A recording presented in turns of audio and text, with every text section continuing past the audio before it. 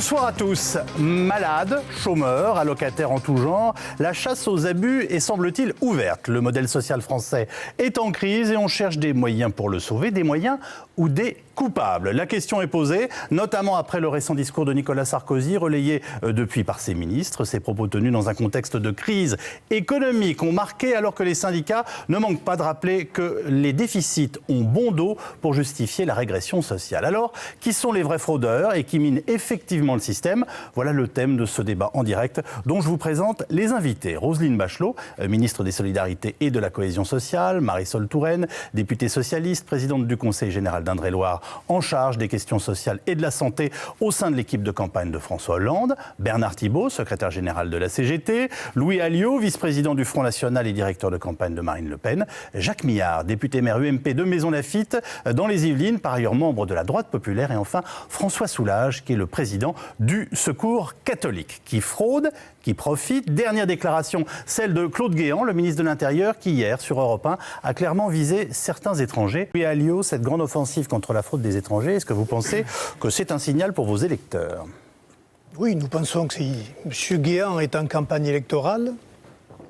Il a trouvé là un argument que doit lui donner très certainement son institut de sondage préféré, l'équipe qui travaille avec lui. Mais s'il le dit, c'est qu'il y a une réalité. Vous posiez deux questions. Oui, il y a une pression migratoire en France qui coûte.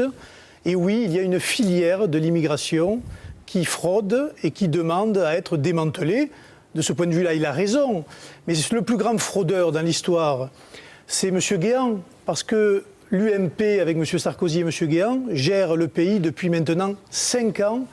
Et ils attendent 6 mois avant l'élection, avant de se préoccuper de ce genre de problème qui aujourd'hui fait souci au sein de la population. Au Front National, vous préconisiez jusqu'ici la préférence nationale, qui a été rebaptisée priorité nationale. On est d'accord ? Oui, bien sûr. Concrètement, et appliqué à la sécurité et aux prestations sociales, ça donnerait quoi si vous les appliquiez, notamment dans le rapport aux étrangers et aux Français ? Déjà, un étranger en situation irrégulière, c'est-à-dire un clandestin, n'aurait droit à aucune aide particulière, puisqu'il est rentré sur le territoire sans y être invité.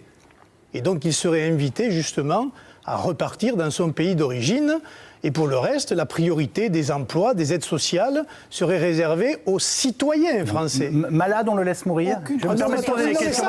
C'est prestation sociale. Il y a un moment où il faut employer les mots en face des choses.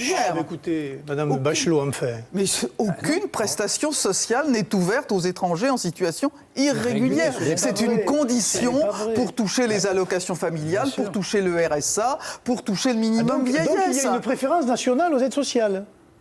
C'est une condition pour Alors toucher les aides condamnée sociales. Quand elle est dans notre bouche, et vous êtes en train de me dire que vous l'appliquez.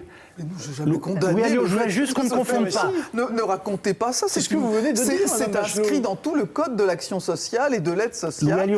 Ces prestations sont ouvertes aux étrangers nationaux et aux étrangers en situation régulière. On ne confond pas les réguliers et ceux qui sont évidemment en situation irrégulière, par définition. Non, mais dans une période de crise, il est tout à fait normal de donner la priorité aux citoyens du pays d'abord, et ensuite d'organiser la solidarité en fonction, à l'exclusion, évidemment. Ceux qui sont là depuis 20 ans à travailler en France, ils font quoi? À l'exclusion de ceux, évidemment, qui sont rentrés d'une manière frauduleuse ou qui profitent d'une situation et qui n'ont pas... La leçon de texte du 15 novembre a lieu ce soir. Voilà. Louis Alliot, et je vous redonne la parole. Ne polémiquons pas sur la fraude, la triche. Il y a un problème de fraude, il faut le traiter, mais ce n'est pas par la fraude qu'il y a un tel déficit, et de la sécurité sociale d'ailleurs, et il faut bien dire de la dette de l'État. Pendant que M. Sarkozy s'agite derrière un micro, qu'il est en campagne électorale, c'est un leurre, la fraude sociale, comme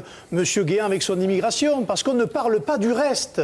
Et le reste, c'est quoi? C'est la crise économique, c'est le modèle social qui n'est pas menacé par la fraude, même si ça contribue, qui est menacé par le système que nous vivons, d'ultralibéralisme, de construction néfaste de l'Europe, de mondialisation sans régulation. Voilà de quoi il faut parler pour rétablir et les comptes sociaux et les comptes de la nation. Si vous passez 1 heure à discuter de la fraude ou de la triche, vous n'y arriverez pas, parce que c'est un leurre. Alors moi j'ai quand même une question à vous poser. Que dit le Front National du travail au noir et des patrons qui ne paient pas les charges? Il faut qu'ils soient punis. Donc et que vous l'on a des approuvez les preuves. conclusions du président de la République. Merci. Non mais attendez, si Monsieur le Président de la Inclus République, les quand il petites- fait beau, dit qu'il fait beau, je l'approuve aussi, Monsieur Millard. Moi, ce que je Non, je vous remarque... parle des conclusions sur la fraude. Ce que Donc je vous les approuvez. remarque, Donc, Monsieur ça- Millard, ce que je remarque, c'est que vous venez de nous présenter un rapport dont vous venez de dire qu'avec les socialistes, vous l'aviez approuvé l'UMP et le PS à l'unanimité. Vous mais êtes ça va d'accord même plutôt au-delà, d'ailleurs. entre vous, ça c'est sûr, parce que vous gérez la France entre vous. Tout le reste, Non, attendez, c'est du du calme, cinéma, du calme. c'est On du est élu au théâtre, suffrage et universel, ça monsieur. n'existe pas. Hein, Voilà. Du calme. On est élu au suffrage universel. Non, je non, vous vous le êtes rappelle. élu au suffrage universel avec une étiquette UMP. Oui, et Pardonnez-moi. alors, changez d'étiquette si vous voulez. Non, non, vous, changez d'étiquette et soyez en accord avec vos idées.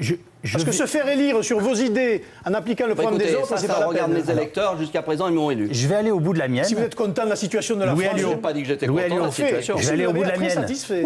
Mon idée à moi, vous venez de nous dire qu'il fallait condamner très sévèrement les patrons qui ne payaient pas leurs charges sociales, inclus les patrons de PME, de petites entreprises, artisans, restaurants. On est bien d'accord. Ceux qui fraudent, oui.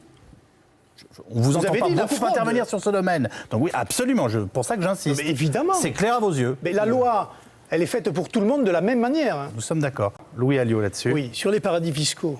Nous n'avançons d'autant moins que le président de la République, comme d'habitude, fait des effets d'annonce et puis derrière, il revient sur ce qu'il a dit. A été dressée une liste noire, en l'occurrence c'est la liste grise des paradis fiscaux, dont était le Panama par exemple. Eh bien, M. Sarkozy, il y a quelques jours, a reçu le président du Panama à l'Élysée et pour de sombres contrats dont on ne sait pas d'ailleurs dans quel domaine apparemment, a retiré pour la France de la liste de l'OCDE le paradis fiscal Panama, avec qui nous allons traiter, alors qu'il y a dans ce pays manifestement beaucoup à dire. Voilà un exemple type de ce qui est fait à la tête du client, en fonction d'intérêts qui échappent notamment au peuple, pour des considérations qui apparemment ne sont pas très faciles à dire pour les membres du gouvernement. Elle l'est ou pas, cette sécurité sociale menacée, ce système de protection, et comment le Front National propose-t-il finalement de le sauver ? Le système de protection est menacé. Madame Bachot vient de nous dire que ça coûtait 670 milliards. Oui. Mais on s'aperçoit qu'il y a de moins en moins de qualité de soins. On a parlé du déremboursement des médicaments. Écoutez, tous les professionnels de santé le disent. Il y a des problèmes dans les hôpitaux d'organisation. Il y a la fermeture des hôpitaux. On a parlé aussi là des hôpitaux en ville, mais on ne parle pas du regroupement à la campagne. Des gens qui sont obligés de faire des dizaines et des dizaines et des dizaines de kilomètres un samedi soir parce qu'il n'y a plus aucun le plus resserré du monde. Puisqu'il n'y a plus aucun généraliste et qui sont obligés d'appeler pour quelquefois une grippe les urgences. Tout cela a un coût, c'est la désorganisation du système de santé. Il faudrait peut-être remettre du bon sens et sortir, je crois, de ce système qui nous a enfermés dans une logique.